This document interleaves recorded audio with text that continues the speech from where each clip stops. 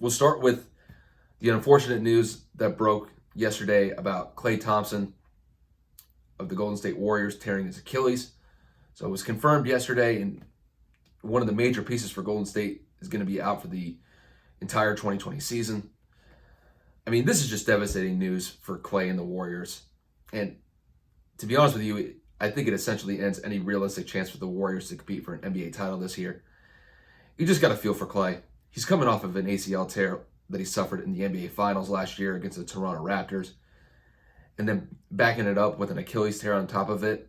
I think he suffered the tear in a practice session in Los Angeles a few days ago. All in all, he's going to miss 2 full seasons back to back, and you wonder if Klay is going to be the same again after dealing with both of these injuries.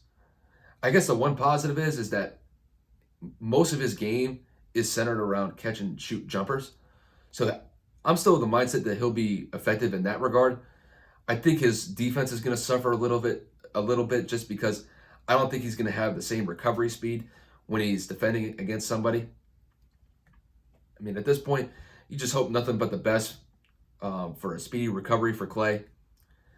And rehabbing an Achilles injury is no joke.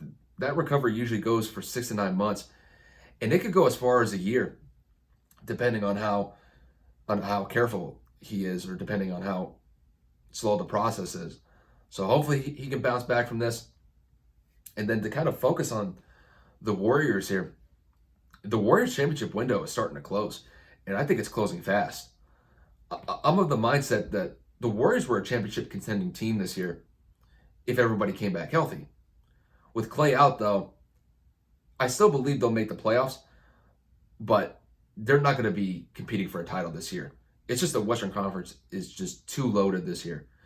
I mean, just to kind of look at some of the teams that we have in the West right now, the Lakers look primed for another championship run with LeBron and Anthony Davis. The Clippers still have Kawhi Leonard and Paul George. The Nuggets have a solid team with Jamal Murray and Nikola Jokic leading them. The Dallas Mavericks are a team on the rise with Kristaps Porzingis and Luka Doncic. Damian Lillard and CJ McCollum are still in their primes with the Portland Trailblazers. And the Suns just added Chris Paul to pair up with Devin Booker. So Golden State has to compete with all of these teams, and it's not going to be easy for them in that regard.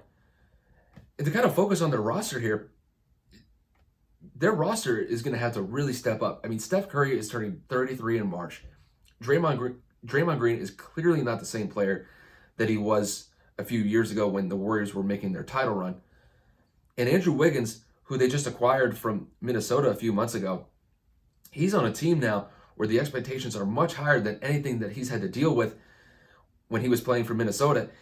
And the year that they made the playoffs, or really the year that they had to step up with Jimmy Butler being on the roster, Jimmy Butler basically bossed the entire team around and basically said that none of those players could really run it with Jimmy Butler. So obviously Andrew Wiggins is definitely going to have to step it up for the Warriors this year.